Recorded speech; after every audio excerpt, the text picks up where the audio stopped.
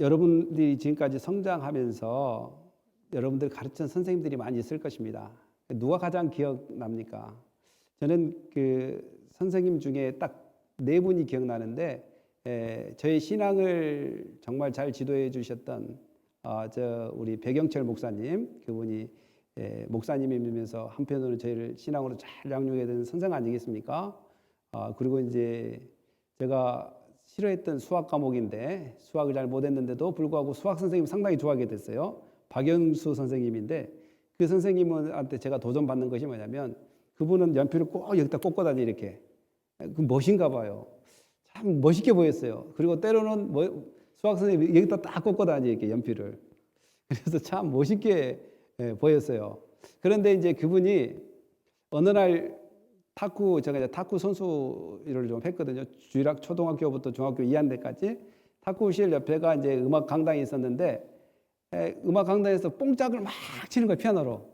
누가 이렇게 피아노를 잘 치나 가보니까 그 박영수 선생님, 수학 선생님이 그 피아노를 딱 치고 있는 거예요. 와, 뭐 뿅같이 남자이죠. 그 박영수 선생님이 남자예요. 정말 멋있더라고요. 이렇게 연필 꽂고 다닌 것부터 시작해서 그 수학만 잘하는 줄 알았는데 피아노까지 뽕짝을 치는 거 들으면서, 야, 대단하다. 자, 그런 순간 또 교무실에 가다가 교무실에서 또 바이올린을 켜고 계셔요. 바이올린을. 그 선생님이. 그래서 저 선생님은 정말 열심히 우리에게 살고 뭐든지 도전하라는 것들을 수학 시간에 이야기한 것을 우리에게 가르칠 뿐만 아니라 본인도 그런 삶을 살고 있으면서 도전을 많이 제가 받게 됐어요. 그래서 이제 그분이 또 잘했던 걸 보면요, 테니스도 잘하세요. 그 목사님. 그 교수님이. 선생님이. 중학교 때 선생님인데, 참 지금도 어디 계시면 한국 가면 꼭 만나고 싶은 선생님 중에 한 분이십니다. 그래서 저도 이제 그분을 따라서 테니스를 시작하게 됐어요. 중학교 때부터. 근데 이제 한국은 그런 시설이 잘 안 돼가지고 몇 번 하다가 또 말게 됐어요. 시설 자체가 잘 안 돼가지고 테니스. 그리고 이제 음악도 막 색스폰도 하고 기타도 하고 클라리넷도 하고 여러 가지를 했어요. 그리고 이제 공부도 막 열심히 좀 하고 막 그렇게 했던 것이 바로 그 선생님에 대한 영향이 많이 받게 됐던 것 같습니다. 그러니까 많은 선생님이 지나갔지만 지식만 가르쳐주고 지식만 이야기했던 사람은 잘 남지가 않지만, 지식을 이야기해 주면서 본인이 그러한 삶을 역동적으로 살아가는 그 모습을 보면서 저는 감명을 받은 것 같습니다.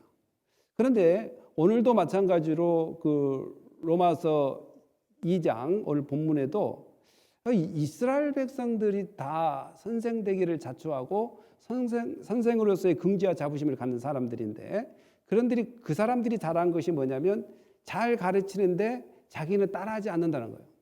율법을 잘 가르치는데 자기는 율법을 지키지 않는다는 것이죠.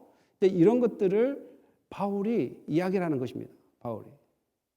그러니까 지금까지 이제 우리가 계속 봤지만, 이 로마서는 서신이라고 이야기했고 1대1로 사람과 사람이 만나서 이야기한 것이 아니라 가상인물을 설정해 놓고 그 가상인물을 통해서 내용을 적어가면서 로마 교회 성도들한테 이야기한다고 했던 것이 디아트랍의 리토릭이라고 해가지고, 디아트랍의 어떤 가상인물을 만들어서 그 가상인물을 통해서 대화하는 것처럼 해서 그 대화의 내용을 기록해서 편지로 보내는 그 내용이 바로 로마서란 말이죠. 그 로마서에서 오늘 그 주된 내용이 바로 선생이 됐던 그들이 선생으로서의 갖춰야 될 본을 보이지 못하는 그 내용을 이야기합니다. 여러분, 그 주일시 예배를 가든지 이스라엘을 가면 그들은 정말 이렇게 토라를 보면서 읽고 해석해 주는 것을 많이 하고 있습니다. 그리고 원래 설교는 여러분들이 잘 아시다시피 느헤미야에서도 마찬가지로 이스라엘 백성들이 포로로 잡혀가서 자기 고국 언어 히브리어를 잃어버리고 아람어에 능숙하단 말입니다. 그러니까 아람어에 능숙한 사람들이 히브리어 성경을 읽어주면 뜻을 몰라요. 그리고 문화와 처지가 전혀 갭이 생겨버리기 때문에 레인들이나 또한 니에미아나 에스라나 이런 사람들이 토라를 읽고 해석해 줍니다. 해석을 하면서 그 해석을 깨달을 때 그들이 했던 반응이 뭐인 줄 아세요?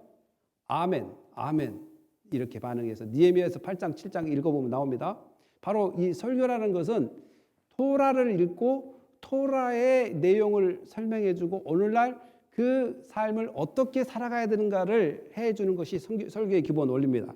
그냥 성경 읽어놓고 저리 던져버리고 내 이야기하는 것이 설교가 아니라 토라의 내용을 잘 설명해주고 그 이해하고 살아갈 수 있도록 하는 것이 설교의 기본 중에 하나라는 것입니다. 그래서 이제 유대인들의 그 선생이라고 불러지는 것은 랍비인데 영어로는 라바이, 그리고 헬라어도 랍비고 히브리어도 랍비예요. 랍비라는 것은 세 가지로 나눠집니다. 라브라는 것은 일반 선생을 라브라고 랍, 일반 그냥 선생. 그리고 약간 존중을 표하는 선생을 뭐냐면 랍비라고 이야기합니다. 이런 사람들은 바리새인들이나 또한 서기관들이 바로 랍비라고 불러줬습니다. 랍비. 그리고 이제 가장 높은 위치의 선생을 부를 때 라보니라고 그래요. 라보니는 정말 슈퍼 리스펙트, 정말 존경하는 분. 이제 우리 한국에서도 그 선생님 할 때 세 가지 측면에서 선생님이라고 이야기하지 않습니까? 일본 국어, 영어, 수학을 가르치는 선생님을 선생님이라고 이야기하고, 그리고 덕망이 있고 정말 내가 본받고 싶은 사람 부를 때도 선생님이라고 이야기합니다. 그런 선생님 중에 그 선생님이 여러분 생각나신 분 있어요? 도산 안창호 선생님, 백범 김구 선생님, 또 누구 선생님이 생각납니까? 율곡 선생님. 이런 정말 본받고 싶고 덕망을 가진 분들을 부를 때 선생님이라고 해요. 또 하나 선생님이 있다면 바로 여러분들이 잘 알다시피 그냥 일반적으로 존경을 표할 때 선생이 있어요. 김 선생님, 또 의사 선생님, 이렇게 일반적으로 존경을 표하는, 그러나 극존칭을 하는 사람은 바로 이렇게 본받고 싶고 덕망이 있는 사람을 세 가지 종류로 하듯이 그릭 사회 또한 히브리 사회, 이 성경에서도 그 선생을 부를 때 세 가지 측면에서 있단 말이죠. 앞으로도 나오겠지만 막달라 마리아가 예수님이 부활할 때 선생님 그렇게 이야기합니다. 선생님. 근데 이제 우리 한국말로는 선생이고 영어로는 라바이, 근데 헬라어로는 뭐라고 써있냐? 라보니라고 기록되어 있습니다. 라보니. 그거는 최고의 존경의 언어, 선생 중에 가장 최고의 존경으로 라보니 이렇게 이야기합니다. 그래서 막달라 마리아가 그렇게 이야기했는데, 그래서 이런 성경을 볼 때 차이가 있어요. 이처럼 오늘 이 선생이라는 것을 자처하는 유대인들에게 있어서 중요한 것은 뭐냐면 가르치는 것도 중요하지만 가르침을 행하는 것이 얼마나 중요한지 이제 이것을 이야기하면서 너희들이 이방인들에게 정말 그렇게 비아냥거리고 그들은 구원받지 못할 존재로 이렇게 이야기하면서 너희는 그 반증이 뭐냐면 자기들은 율법을 가지고 있고 하나님을 가지고 있고 또한 하나님의 뜻을 알고 이런 것들을 알기 때문에 자기는 구원받은 백성처럼 확정지어졌다고 이렇게 생각하고 사는 그들에게 바울은 이야기하기 시작합니다. 오늘 그 말씀을 통해서 그러면 참된 선생이 누군가, 어떤 것이 참된 선생일까를 오늘 말씀을 통해서 나눠보겠습니다. 오늘 한번 읽어볼까요? 유대인이라 시작.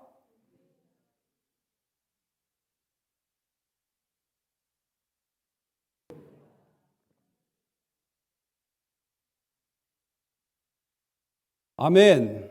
제가 이제 오늘 영어하고 그릭을 가져온 이유는 잘 안 가져오는데 가져온 이유는 한국 성경을 보면서 얼마 헷갈릴까 여러분들이. 저도 이 준비하면서 도저히 무슨 말인지 잘 못 알아먹겠더라고요. 그래서 뭘 봐야 돼요? 영어를 보고 영어를 보면 또 이거 진짜 맞는 말이야? 그래서 뭘 봐야 돼요? 원문을 봐야 되는 거예요. 원문을.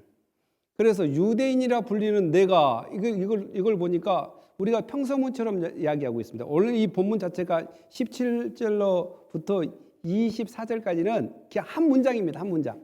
한 센텐스예요. 한 센텐스. 나눠진 것이 아니라 여러분을 보면 알겠지만 그 유대인이라 불리는 내가 이제 한국말로 이렇게 번역되어 있단 말입니다. 그러나 이걸 원문에 더 가까이 보면 if you call yourself a Jew, 만약에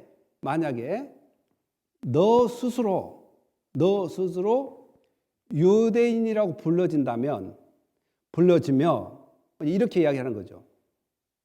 그러니까 그리고도 A란 말이 분명히 붙어 있죠. A 그 빨간 걸로 내가 해놨어요. A 데이스 주데이오스 에포노타이제 이렇게 마제 이렇게 돼 있단 말이에요. 그러니까 제가 왜 이렇게 하게 했냐면 한국 성경으로는 설교하기가 좀 힘들더라고요. 제가 봤을 때 여러분들도 힘들겠다 생각해서 이 구절만 가져왔습니다. 그러니까 너가 정말 주이시라고 생각하는데 왜 만약이라고 불렀을까요? 지금 특정한 인물이 없어요. 디아트랍의 이제 그 리토리컬이니까 그냥 과상의 인물, 픽셔널 캐릭터를 만든 거예요. 만들어서 지금 주이시가 이런다, 주이시가 이런다, 또한 유대인이 이런다, 유대인이 이런다라는 것을 계속 이야기합니다. 그래서 rely on, 너가 지금 율법을 의지하고 있기 때문에, 그리고 너가 지금 하나님을 자랑하고 있기 때문에, 너가 지금 하나님의 뜻을 알고 있기 때문에 너희들이 정말 그것 때문에 어쩌라고 있는다. 그러나 왜 그렇게 너희들이 생각하고 있느냐? 너희들이 율법을 통해서 배웠기 때문에 너희가 그렇게 이야기하고 있다라는 것을 지금 이야기합니다. 그러니까 이 영어적인 측면과 헬라어적인 측면, 한국말의 그 번역된 부분에 대해서 그래도 한국말도 잘 돼 있지만 좀 명확하게 이렇게 구분이 좀 되지 않습니까? 이렇게 보면. 그래서 이러한 삶에 너희들이 노출되어 있는데 너희들이 그러면서 이러한 근거를 통해서 이제 가르친다는 거예요. 가르쳐. 뭘 가르치냐? 한번 읽어볼까요? 시작. 명인의 길을 인도하는 자요, 어둠에 있는 자요, 빛이요, 율법에 있는 지식과 진리의 모범을 가진 자로서 어리석은 자의 교사요, 어린아이의 선생이라고 스스로 믿으니. 계속 뭐라고 해요? 스스로. If you are sure that you are yourself. 그러니까 뭐냐면 이제 헬라어로는 if you are persuaded, 너희 스스로 설득을 한다는 거예요. persuade. 확신을 한다, 설득을 한다. 너 스스로 네가 지금 선생이라고 확신하고 그렇게 설득을 하는데, 그러면서 너희들이 지금 눈먼 자를 가이드하고, 또한 어둠에 있는 사람을 빛으로 인도하고, 또 어리석은 자를 가르치고, 뭐 인스트럭터하고 티처하고 비슷한 말입니다. 그러나 언어상으로는 전혀 다릅니다. 인스트럭터는 약간 픽싱한다는 거예요. 픽싱. 어리석은 사람을 고쳐주는 의미로 인스트럭터를 이야기해요. 고쳐준다. 그리고 어린아이들은 모르기 때문에 뭔가 가르쳐준다는 의미로 이렇게 이제 사용할 경우가 많은데, 바로 유대인들이, 그런 사람들이 그렇게 율법으로 배워서 율법을 가지고 눈먼 자를 가이드하고, 더 나아가서는 어둠에 있는 사람들 빛으로 인도하고, 어리석은 사람의 강사가 되고 뭐 교사가 되고, 또 어린아이를 티칭한다라는 것이에요. 그러면 이제 이러한 모든 이러한 뜻 가운데 정말 바울이 원하는 것은 그렇게 해서 될 일이 아니고, 어리석은 자가 어떻게 어리석음으로부터 벗어나는지, 또한 그 어린아이가 어떻게 그 어린아이로부터 벗어나야 되는지. 근데 우리가 여기서 잘 알아야 될 것은 푸리시맨이라고 해서 지식이 없는 사람을 이야기하는 것이 아닙니다. 그리고 여기서 어리다고 해서 꼬마 아이를 이야기하는 것이 아닙니다. 지금 여기서 이야기하는 것은 뭐냐면 신앙적인 이야기라는 거예요. 신앙으로서 어리석게 신앙생활을 하는 사람들, 그리고 신앙이 자라지 않는 사람들, 너희들이 그렇게 해서 그렇게 되는 것이 아니라 정말 바울의 이야기를 통해서 정말 어떻게 어리석은 자가 참된 신앙을 가질 수 있는가 보면, 에베소서 5장 17절 한번 읽어볼까요? 시작. 그러므로 어리석은 자가 되지 말고 오직 주의 뜻이 무엇인가를 이해해야 된다. 사랑하는 성도 여러분, 어리석은 자는 율법을 잘 배워서 되는 것이 아니라 주의 뜻을 분별해야 된다. 또한 주의 뜻을 이해하는 자가, 참되게 이해하는 자가 어리석음으로부터 벗어난다라고 이야기합니다. 그러면 여기서 이해하다라는 것이 뭔가요? 이해하다. 우리 주어 한번 나와봐라. 이렇게 한번 나와봐. 앞으로 나와봐. Step forward. 네. 갑자기 나오라니까 힘들고, 자, 각본에 있는 겁니다. 설교 다 준비한 겁니다. 예. 자, 우리 주어하고 저하고 이렇게 마주보면 어떻습니까? 이 사람을 대해서 이해할 수 있어요, 없어요? 보는 만큼 이해를 합니다. 예, 보는 만큼이. 주 잘생겼네. 이렇게 예를 들어서. 근데 예를 들어서 내가 이 사람을 이해하기 위해서 under 밑에서 한번 써보면 어떨까요? 이 사람을 더 잘 보이겠죠? 위에서부터 아래까지. 이것은 뭐냐면 이 사람을 이해한다는 것은 똑같이 서 있는 상태에서 이해가 잘 안 돼요. 보는 작가가 바로 이게 얼굴과 눈과 눈이 마주치기 때문에. 그런다면 이 사람을 이해하기 위해서는 내가 understand, 아래에서 서봐야 되는 거예요. 아래에서 서봐야 된다. 그러면 위아래로 다 보일 뿐만 아니라 신발까지 다 보인단 말이죠. 그러니까 우리가 thank you. Go ahead. 줄을 뜻을 이해한다 이 말은 믿음의 눈을 가지고 그 믿음의 눈을 가지고 순종한다는 의미로 이해를 받아들여야 되는 거예요. 이해를. 이게 내가 아래 쓴다 이런 것은 그 뜻을 가지고 계신 하나님을 믿고 그 뜻을 순종할 때 이걸 자체를 이해한다 이렇게 표현됩니다. 이해한다. 여러분들이 어떤 사건을 볼 때 자기 경험이 리플렉션 될 때, 자기 경험이 그 사람 사연과 리플렉션 이렇게 반응이 될 때 이해가 되는 것입니다. 내가 살아보니까 나도 저런 경우가 있었어. 그러니까 저 사람도 저런 경우래. 그게 이해가 되는 거예요. 내가 살아봤어요.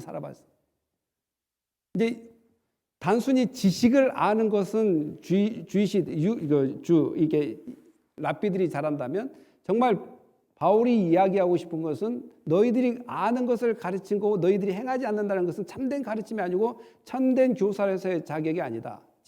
진정으로 어리석음을 벗어날 수 있는 것은 율법에 머무르는 것이 아니라 하나님의 뜻을 이해하고 그 뜻을 믿고 따를 때 어리석음으로 벗어난다라는 의미가 있습니다. 그리고 더 나아가서는 그러면 어린아이로부터 벗어난다는 의미가 어떤 것일까요? 한번 읽어볼까요? 우리가 시작. 우리가 다 하나님의 아들을 믿는 것과 아는 일에 하나가 되어 온전한 사람을 이루어 그리스도의 장성한 분량이 충만한 데까지 이르리니 이는 우리가 이제부터 어린아이가 되지 아니하여 사람의 속을수와 간사한 유혹에 빠져 온갖 교훈의 풍조에 밀려 요동하지 않게 하려 함이라. 아멘. 하나님의 아들과 다 연결되어 있어요. 어리석음을 벗어나는 것도 하나님의 뜻을 알아야 되는 것뿐만 아니라 하나님의 뜻은 뭐예요? 우리가 1차적으로 예수를 믿어야 된다는 것이 하나님의 뜻입니다. 그리고 마찬가지로 하나님의 아들을 믿는 것. 그리고 이제 아까 바울이 계속 주장하는 것은 이게 유대인들이 가장 잘하는 건 뭐예요? 아는 일에는 잘합니다. 아는 일에. 뭐에 대해서? 율법에 대해서 아는 일에. 근데 뭘 못한다는 거 믿고 행하는 일에는 등한시한다 이 말이죠. 그러니까 어린아이가 안 되는 것은 유대인처럼 주이시처럼 랍비처럼 그냥 아는 데서만 계속해서 가르치는 것이 아니라 실제로 그 아는 것을 믿고 행할 때 어린아이 신앙에서 벗어날 수 있는데 그러지 못한 것을 지금 지적하는 거예요. 그러니까 오늘 우리도 마찬가지로 예수 그리스도를 아는 것을 지식적인 믿음이라고 해요. 지식적인 믿음이라고 이야기하고 지식적인 동의라고 이야기해요. 그 지식이 맞다라고 어그리하는 거예요. 그리고 지식적으로 믿으면 이렇게 되겠구나라는 것입니다. 그러나 그것을 참 믿음이라고 이야기하지 않습니다. 믿음은 바로 내 자신을 예수 그리스도 앞에 완전히 맡기고 그분이 원하는 대로 따라가는 것입니다. 바로 이것이 어린아이들이 해야 될 일이란 말입니다. 아는 것과 믿는 것이 하나의 온전을 이루고 이 온전을 이룰 때 흔들림이 없습니다. 믿음이라는 온전한 믿음. 그래서 유대인들이 가장 못하는 것이 뭐냐면 메시아가 온다고 이야기했는데 오신 메시아를 왜 믿지 않을까? 온다고는 잘 아는데 메시아는 이런 모습으로 올 거다는 것도 성경이 기록해서 베들레헴에서 태어난다는 것도 알게 됐습니다. 헤롯 왕이 예수님 어디에 태어난대? 베들레헴에 태어난답니다. 그래서 그 동방 박사들이 베들레헴을 가지 않습니까? 알아요. 어디서 태어난 줄도 알고 어떻게 오신다는 것도 알고 또한 그런데 믿지 않는 그것이 바로 어린아이가 어린아이를 가르치고 있는 것과 같은 그런 역할을 선생님이라고 주장하는 그 유대인들이 그렇게 하고 있다라는 그런 이야기를 하고 있습니다. 그러면서 더 나가서는 그 율법을 따라가지 않고 또한 가르침을 따라가지고 가르침과 역행하는 행동들을 하고 있습니다. 한번 읽어볼까요? 그러면 시작. 내 자신을 가르치지 아니하느냐? 도둑질하지 말라. 손파는 내가 도둑질하느냐? 간음하지 말라 하는 내가 간음하느냐?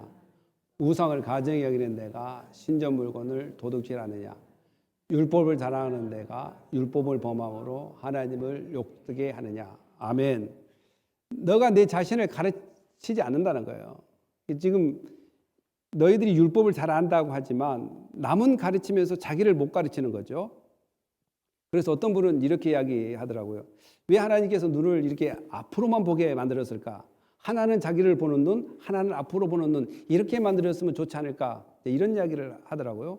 그것도 일리가 있지만 그러면 좀 안 맞을 것 같아요. 하나님도 다 목적이 있어서 만들 것을 같는데, 이 말은 뭐냐면 하나는 자기를 보는 눈을 만들어라, 이 말은 자기도 똑같다는 것을 자꾸 인식해야 된다는 거예요. 저 사람이 잘못할 때 나도 저 잘못을 했었지, 나도 저 사람이 잘못할 때 나도 저런 잘못을 할 수 있는 사람이지 라는 것을 깨달아야 되는 눈이 있어야 된다는 것이죠. 그런데 계속 일방적으로 자기의 잘못은 모든 것을 숨기면서 또 인식하지 못하면서 다른 사람만 잘못한 것처럼 이렇게 가르치는 그러한 형태는 잘못된 거고, 또 십계명에 나온 것처럼 뭐 도둑질하지 말라, 또 간음하지 말라 이런 것들을 이야기하면서 실제로 예수님이 이야기하는 그 도둑질과 간음은 외모적인 또한 액션적인 측면이 아니라 마음에 품는 것까지 죄이기 때문에 누구도 피할 수 없는 그런 죄를 짓고 있다는 것을 그들은 모른다는 것입니다.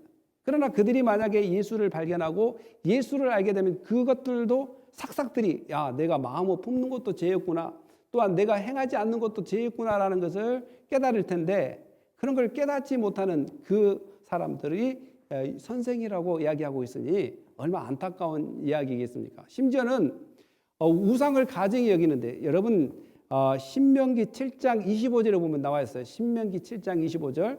거기에 뭐가 뭐냐면 모세가 이스라엘 백성들이 요단강을 건너기 전에 이 가나안 가면 뭐가 많아요? 우상이 많단 말입니다. 우상이 많은데 너희 가면 분명히 우상에 의해서 너희가 올무가 돼서 넘어지기 쉬우니까 가서 우상을 만들면, 우상을 보게 되면 그 나무로 만든 우상을 보게 되면 어떻게 하라고 그랬어요? 다 태워버리라고 얘기했어요. 태워버리라. 그리고 우상을 만들 때 나무로만 깎습니까? 그 나무 위에다가 실버, 은을 입히기도 하고 또 금을 입히기도 합니다. 그러면 금과 은은 잘 안 타지 않습니까? 그러면 사람의 욕심이 우상을 태워버리라고 했으니까 그냥 태워버리고 또 거기 있는 것도 가증히 여기서 다 버려야 될 텐데, 어떻게 사람의 욕심이 금과 음은 안 태워지니까 가지고 싶어요? 안 가지고 싶어요? 가지고 싶지 않겠습니까? 근데 신명기 7장 25절에 분명히 그것도 가져오지 마라고 이야기합니다. 그것도 버리라. 왜냐하면 그러한 것들로 너가 올무가 돼서 넘어질까 심히 고민하고 또한 안타까웠고, 또한 그들이 넘어짐으로 하나님의 품으로 멀어질까 염려돼서 그 모세가 하나님 말씀에 따라 이렇게 선포하는 것을 보습니다. 그런데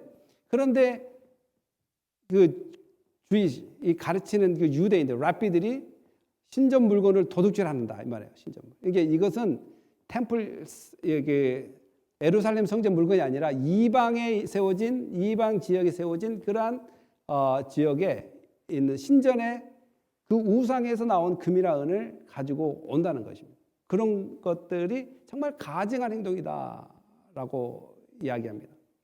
율법을 자랑하지만 율법을 지키지 않는, 그리고 율법을 지키지 않으므로 더욱더 하나님의 율법이 욕되게 만드는 그런 상황이 바로 선생이라고 자칭하는 그들에게 벌어지는 것을 보게 됩니다. 사랑하는 성도 여러분, 유대인들은 대부분 자기들이 율법을 잘 지킨다고 생각합니다. 율법을 자랑합니다. 나는 율법을 잘 지키고 있어요. 정말 율법을 나는 정말 잘 지키고 있습니다.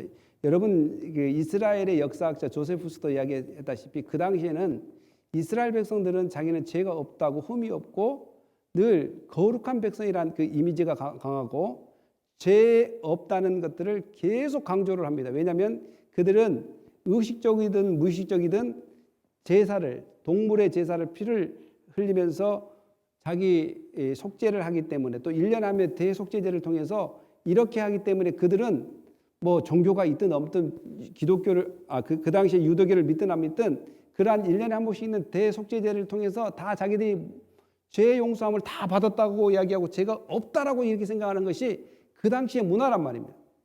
죄가 없다라고 생각합니다. 그래서 다 뭘 잘하고 있다고 생각하냐면 율법을 잘 지키고 있다라고 생각합니다. 그 방증이 바로 이 구절입니다. 한번 읽어볼까요? 시작. 어떤 관리가 물어 이르되 선한 선생이여 내가 무엇을 하여야 영생을 얻으리까? 내가 계명을 안 하니 간음하지 말라, 살인하지 말라, 도둑질하지 말라, 거짓 증언하지 말라, 내 부모를 공경하라 했니라. 여짜오되 이것은 내가 어려서부터 다 지켰나이다. 네, 사심 없이 1초의 머뭇거림 없이 이 십계명의 내용을 어려서부터 다 지켰다고 이야기합니다. 이렇게 나올 수 있는 것은 아까도 이야기했다시피 그들은 대속죄일이나 짐승의 피를 통해서 그렇게 하기 때문에 그런 연례적인 그런 의식을 통해서 자기들은 다 죄가 없다, 죄를 짓지 않는, 지었더라도 다 용서가 되었던 그런 사람으로 인식되어 있습니다. 그런데 하나님께서 제사를 드릴 때 그냥 형식적으로 하라고 그랬어요? 마음과 뜻과 정성을 다하라고 그랬어요? 마음과 뜻과 정성을 다하면서 이런 제의식을 참여해야지 용서가 되는 것이, 그런 것이 전혀 없이 그냥 이스라엘 백성이라고 해서 대속죄일에 했다고 해서 자기 죄가 용서받는 것이 아닙니다. 그런데 그들은 그런 것을 통해서 이미 다 잘 지키고 있다고 1초의 망설임이 없이 예수님의 대대는 어려서부터 다 잘 지켰다고 이야기합니다. 이것이 그때 그 시대의 문화였습니다. 유대인. 그리고 한번 예수께서 이런 말하시되 시작. 예수께서 이 말을 들으시고 이르시되 내가 아직도 한 가지 부족한 것이 있으니 내게 있는 것을 다 팔아 가난한 자들에게 나눠줘라.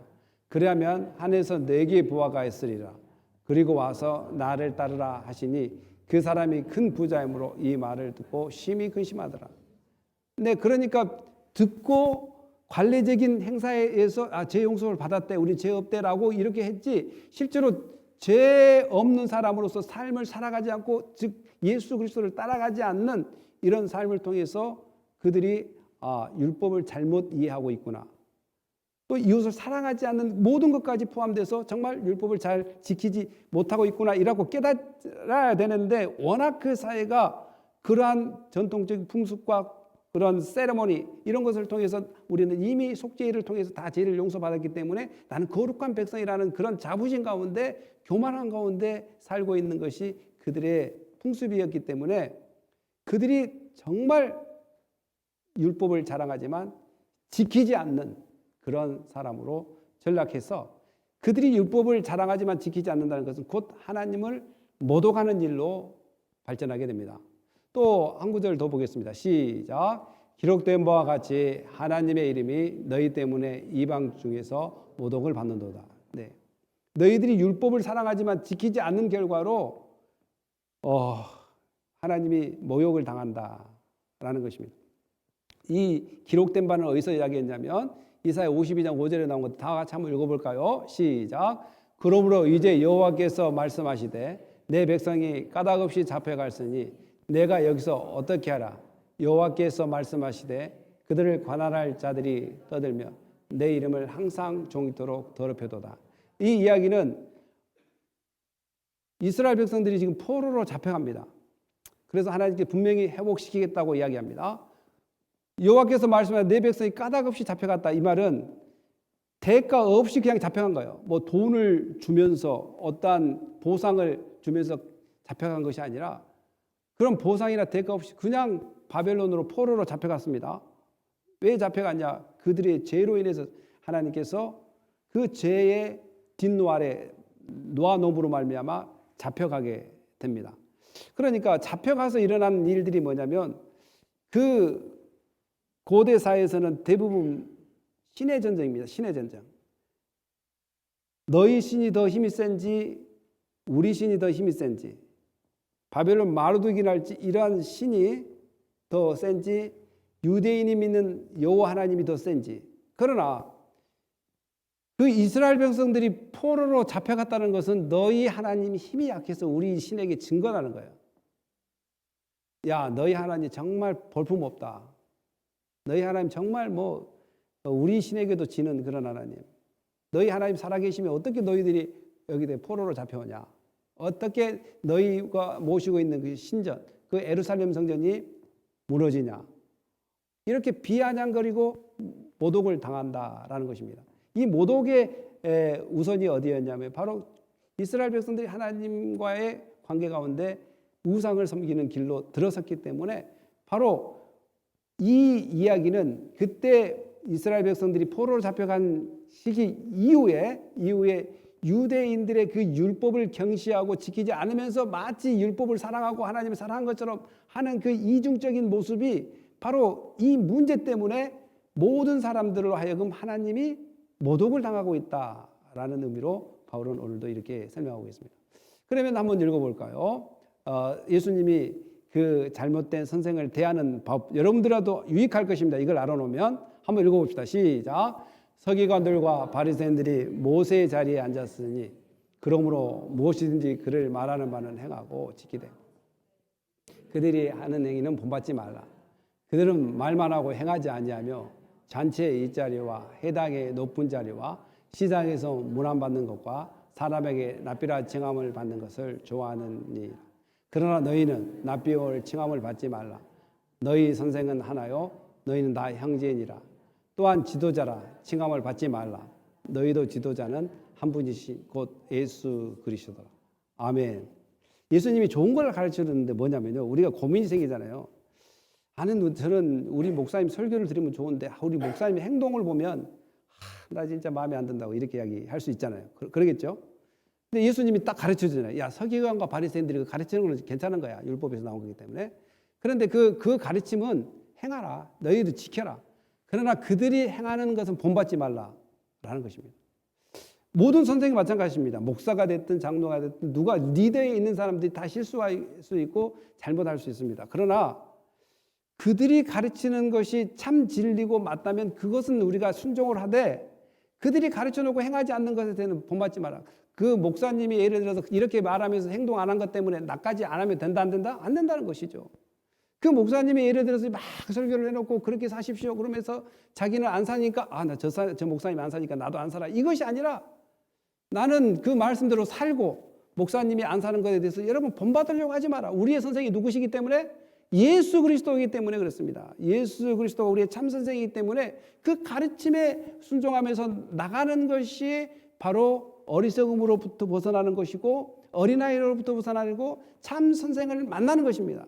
참 선생은 바로 예수 그리스도요. 여기 두 가지 말이 나와요. 랍비라는 것은 아까도 이야기했던 선생이란 말이에요. 그리고 인스트럭터라는 것은 그리스도가 바로 우리의 지도자 또한 교사라는 거예요. 이 두 가지가 다 이 본문에 나오게 됩니다.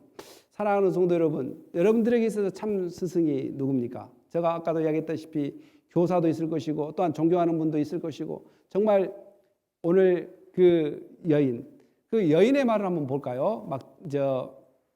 막달라 마리는 예수님을 뭐라고 했냐면 라비온이라고 이야기했습니다. 부활을 경험하고 또 오늘 맹인은 또 어떤 이야기를 했는가 읽어봅시다. 맹인 마가복음 10장 52 시작. 예수께서 말씀하여 이르시되 내가 무엇을 하여 주기를 원하느냐. 맹인이 이르되 선생님이여 보기를 원하나이다. 예수께서 이르시되 가라 내 믿음이 너를 구하였나이다. 그가 보게 되어 예수를 길에서 따르니라. 아멘. 오늘도 이 맹인도 이제 여리고를 예수님이 갈릴리에서 여리고를 통해서 예루살렘으로 이렇게 노선이 이렇게 간단 말입니다. 그래서 여리고 지역에서 맹인이 보기를 원한다고 예수님한테 이야기를 했어요. 그러면서 그때 그 맹인이 예수님을 최고의 존칭인 그 헬라어 성경을 보면 나와 있어요. 라보니가 최고의 존칭이라고 했어요. 라부는 그냥 선생이고 랍비는 서기관들이나 바리새인들을 보고 랍비라고 이야기하고 라보니는 최고의 존경의 선생님을 이야기한다고 그래요. 그러니까 바로 최고의 존경의 성 라보니 하면서 이 맹인이 예수께 구하는 것, 보기를 원한다. 그래서 참 선생 대신 예수님이 그를 구원으로 인도하고 또한 참 선생을 만나게 되고 따라가는 것을 오늘 이 말씀을 통해서 보게 됩니다. 사랑하는 성도 여러분, 여러분 앞에는 많은 선생님들이 있을 것입니다. 국어 선생님, 수학 선생님, 그 선생님들도 참 좋은 분들이십니다. 그리고 이 세상에 살아가면서 덕망 좋고 정말 따라가고 싶은 선생님들도 있을 것입니다. 그 선생님도 좋습니다. 그러나 그 선생님보다 더 우월하신 선생님, 정말 우리의 영혼을 살리고 우리가 가야 될 방향을 제시해 주신 예수 그리스도가 우리의 참 선생이라는 것을 깨닫고 그 예수님이 가르쳐 주신 그 가르침이 하나님을 진심으로 사랑하고 전심으로 사랑하고 내 이웃을 사랑하라는 그 율법의 핵심을 이야기해 주면서 오늘 우리에게 요구하시고 계십니다. 우리는 참 선생 예수님 때문에 하나님을 더욱더 기쁘시게 할 뿐만 아니라 참 선생님 예수님께서 가르쳐 주신 것 때문에 이웃을 사랑하는 그런 은혜가 우리 가운데 넘쳐야 될 것입니다.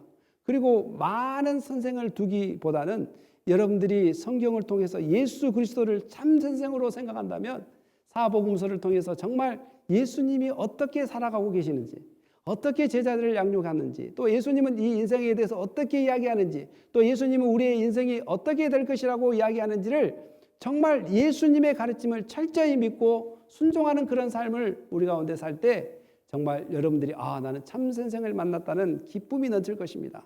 여러분 고백하십시오. 예수님 안에 나의 참 선생이라는 것을. 그 어떤 선생도 예수님에 비할 수가 없습니다. 바로 그 예수님의 그 참 선생 되심을 깨닫는다면 예수님의 가르침을 통해서 늘 어리석은 삶으로 벗어나고 또한 어린아이 같은 신앙에서 벗어나서 예수님의 장성한 분량에 이르는 신앙이 되시기를 예수님의 이름으로 축복합니다.